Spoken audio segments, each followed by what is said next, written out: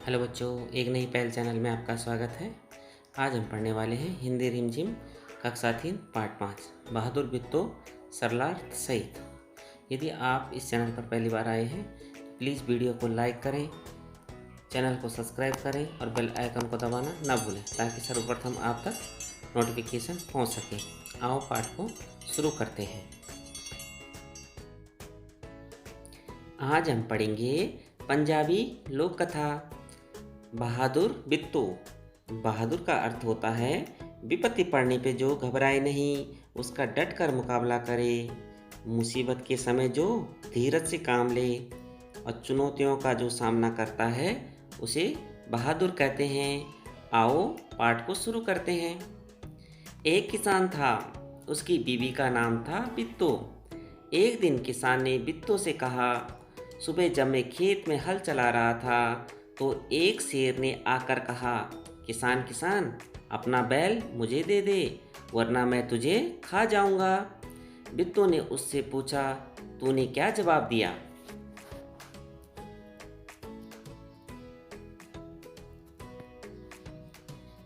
किसान ने कहा, मैंने कहा तू यहीं रुक, मैं घर जाकर अपनी गाय ले आता हूँ। अगर तू बैल खा लेगा तो हम लोग भूखों मर जाएंगे। भूखों मर जाएंगे मतलब हम भूख से मर जाएंगे। अगर आप बैल खा दोगे तो हम हल कैसे चलाएंगे, हम खेत कैसे जोतेंगे, हम धान कैसे बोएंगे, जिसके कारण हम क्या हो जाएंगे, भूख से मर जाएंगे। यह सुनकर बिट्टो को बहुत गुस्सा आया। उसने किसान को फटकारा। फटकारना माने उसने किसान को डांटा। घर की गाय शेर को खिलाते तुम्हें शर्म नहीं आती? अगर गाय चली गई तो घर में न दूध न लस्सी, बच्चे रोटी किस चीज़ के साथ खाएंगे? पंजाबी लोग क्या करते हैं, पंजाबी क्या सभी लोग क्या करते हैं, दूध के साथ भी रोटी खाते हैं, लस्सी पीते हैं। तो अगर हम गाय को शेर को दे देंगे तो फिर हमारे जो बच्चे हैं वो किसके साथ रोटी खाएंगे? किसने कहा? बिट्टो ने कहा। बिट्टो को एक तरकीब सूझी। उसने कहा, तुम फौरन खेत में जाकर शेर से कहो कि मेरी बिट्टो तुम्हारे खाने के लिए एक घोड़ा लेकर आ रही है। तो बिट्टो ने कहा किसान से कि आप फौरन माने तुरंत खेत में जाइए और शेर से कहिए कि मेरी जो बिट्टो है वह आपके लिए क्या ला रही है, एक घोड़ा लेकर आ रही है। किसान डरता डरता शेर के पास गया। उसने कहा, शेर राजा, हमारी गाय तो बड़ी मरियल है। मरियल का मतलब बिल्कुल कमज़ोर है, उससे तुम्हारा क्या बनेगा? मेरी बीवी अभी तुम्हारे लिए एक मोटा ताज़ा घोड़ा लेकर आ रही है। तो किसान ने किससे कहा? शेर से कहा कि मेरी बीवी क्या ला रही है, आपके लिए एक मोटा ताज़ा घोड़ा लेकर आ रही है। बिट्टो ने सिर पर एक बड़ा सा पगड़ बांधा। पगड़ का मतलब होता है पगड़ी, जो बहुत बड़ी और भारी होती है। पंजाबी लोग अपने सर पे हमेशा क्या करते हैं, पगड़ी बांध कर रखते हैं। तो बिट्टो ने भी बड़ी सी भारी सी पगड़ी बांध कर आ गई। तो बिट्टो ने क्या किया, पगड़ बांधा और हाथ में दराती लेकर घोड़े पे सवार हो गई।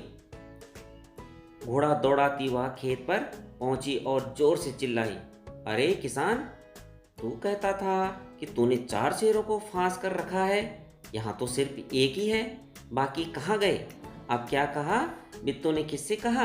किसान से, कि तूने तो मेरे से कहा था कि मैंने 4 शेरों को रोक के रखा है, उनको लालच दे रखा है, यहाँ तो एक ही है, बाकी कहाँ गए?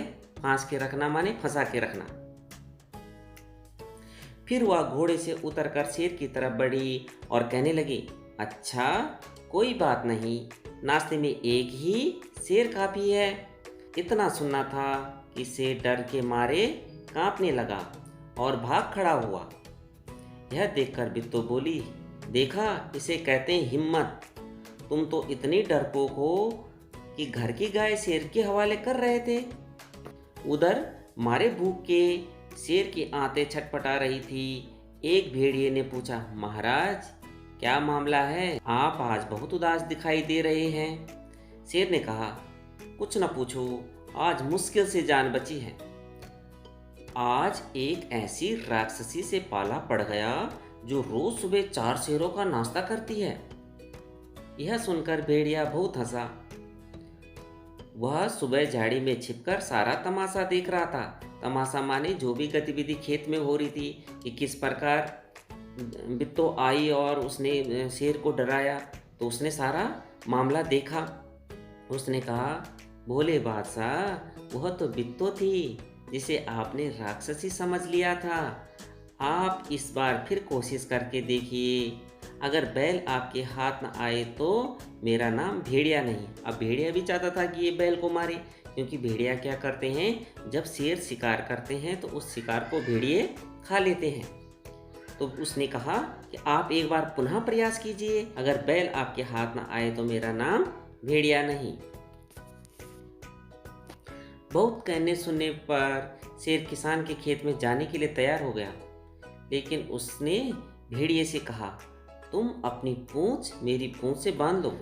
दोनों जने पूंछ बांधकर चल पड़े। उन्हें देखते ही किसान के होश हवास गुम हो गए। होश हवास गुम होना, डर के मारे कांपना, कि बहुत ज़्यादा डरना, उससे कहते हैं होश हवास गुम होना। कि अब किसान को लगा कि अभी तक तो शेर ही आया था, अब उसके साथ कौन आ गया है, भेड़िया भी आ गया है। वो डर से थर थर कांपने लगा, लेकिन बित्तो बिल्कुल नहीं घबराई। भेड़िए के पास जाकर उसने कहा, क्यों रे भेड़िए, तू तो अभी वादा करके गया था कि तू अपनी पूंछ से 4 शेर बांध के लाएगा, लेकिन तू तो सिर्फ एक ही शेर लाया, वह भी मरियल सा। भला इसे खाकर मेरी भूख मिट सकती है? खैर, इस वक्त यही सही। इतना कहकर बित्तो आगे बढ़ी।